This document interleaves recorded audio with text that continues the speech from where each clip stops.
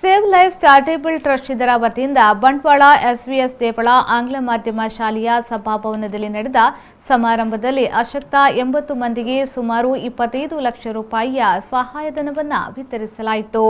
SVS ದೇವಳ ಶಿಕ್ಷಣ ಸಂಸ್ಥೆಗಳ ಸಂಚಾಲಕರಾದ P Praveen ಕಿಣಿ ಅವರು ಸಹಾಯಧನವನ್ನು ವಿತರಿಸಿ ಮಾತನಾಡಿ, ಶಿಕ್ಷಣ ಮತ್ತು ಆರೋಗ್ಯದ ಕುರಿತು ವಿಶೇಷ ಕಾಳಜಿ ವಹಿಸಿರುವ ಸೇವ್ ಲೈಫ್ ಚಾರಿಟೇಬಲ್ ಟ್ರಸ್ಟ್ ಅಶಕ್ತ ಕುಟುಂಬಗಳನ್ನು ಗುರುತಿಸಿ ಆರ್ಥಿಕ ನೆರವು ನೀಡುತ್ತಿರುವುದು ಪುಣ್ಯದ ಕಾರ್ಯವಾಗಿದೆ ಎಂದು ಹೇಳಿದರು.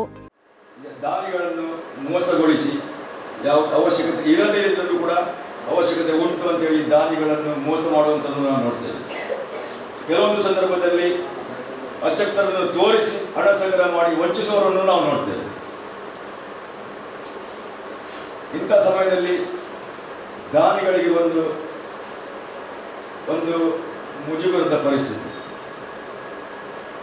ನಮ್ಮ ಧರ್ಮಶಾಸ್ತ್ರದಲ್ಲಿ ಒಂದು ವಾಕ್ಯ ಉಂಟು, ಅಪಾತ್ರರಿಗೆ ದಾನ ಮಾಡಬಾರದು. ಅದನ್ನು ನಾವು ಮನಸ್ಸಲ್ಲಿಟ್ಟರೆ ಈ ದಾನಿಗಳಿಗೆ ಒಂದು ಸಂಕೋಚ, ಯಾರಿಗೆ ನಾವು ಹೇಗೆ ಅವ ನಿಜವಾದ ಅಶಕ್ತನನ್ನು ಗುರುತಿಸುವುದು ಹೇಗೆ ಅಂತ ಒಂದು ಸಂದರ್ಭ. ಈ ಸಂದರ್ಭದಲ್ಲಿ ಒಂದೊಂದು ಸತಿ ಕಾಣ್ತದೆ, ನಾವು ಅಂತರಿಕ್ಷಕ್ಕೆ ಮುಟ್ಟಿದ್ದೇವೆ, ಭಾರಿ ಮುಂದುವರೆದಿದ್ದೇವೆ, ಅಂತರಿಕ್ಷಕ್ಕೆ ಮುಟ್ಟಿದ್ದೇವೆ, ಆದರೆ ಅಂತರಂಗವನ್ನು ಅರಿಯುವಲ್ಲಿ ವಿಫಲರಾಗಿದ್ದೇವೋ ಅಂತ ಹೇಳಿ ಒಂದು ಪ್ರಶ್ನೆ ಬರ್ತದೆ. ಇಂಥ ಸಮಯದಲ್ಲಿ ದಾನಿಗಳು ಕೊಟ್ಟಂಥ ಒಂದು ಧನವನ್ನು ಅಥವಾ ಯಾವುದೇ ಒಂದು ಸಹಾಯವನ್ನು ಅತ್ಯಂತ ವಿಶ್ವಾಸಾರ್ಹವಾಗಿ ಪ್ರಾಮಾಣಿಕವಾಗಿ ಅಶಕ್ತರಿಗೆ ವಿತರಣೆ ಮಾಡುವಂತಹ ಒಂದು ಅತ್ಯಂತ ವಿಶ್ವಾಸಾರ್ಹ ಸಂಸ್ಥೆಗಳಲ್ಲಿ ಈ ಸೇವ್ ಲೈಫ್ ಚಾರಿಟೇಬಲ್ ಟ್ರಸ್ಟ್ ಒಂದು ಎಂದು ಹೇಳಲಿಕ್ಕೆ ನಾನು ತುಂಬಾ ಸಂತೋಷಪಡ್ತೇನೆ. ಬಂಟ್ವಾಳ ಶ್ರೀ ತಿರುಮಲ ವೆಂಕಟರಮಣ ಸ್ವಾಮಿ ದೇವಸ್ಥಾನದ ಆಡಳಿತ ಮುಖ್ಯಸ್ಥರಾದ ಬಿ ಪುರುಷೋತ್ತಮ್ ಶೆಣೆ ಅಧ್ಯಕ್ಷತೆ ವಹಿಸಿದ್ರು.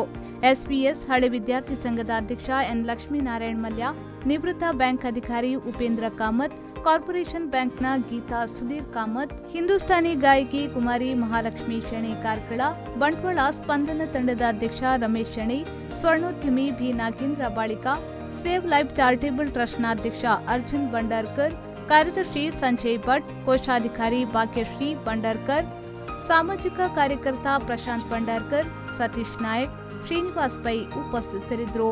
ಪಿ ನಾರಾಯಣ್ ಕಾಮತ್ ಪ್ರಸ್ತಾಪಿಸಿದ್ರು. ಟ್ರಸ್ಟ್ನ ಸದಸ್ಯ ಬಿಎಚ್ ಗಿರೀಶ್ ಪೈ ಸ್ವಾಗತಿಸಿದ್ರು. ಪಿ ವಸಂತ್ ಪ್ರಭು ವಂದಿಸಿದ್ರು. ಸಂದೀಪ್ ಸಾಲ್ಯನ್, ವಿ4 ನ್ಯೂಸ್, ಬಂಟ್ವಾಳ.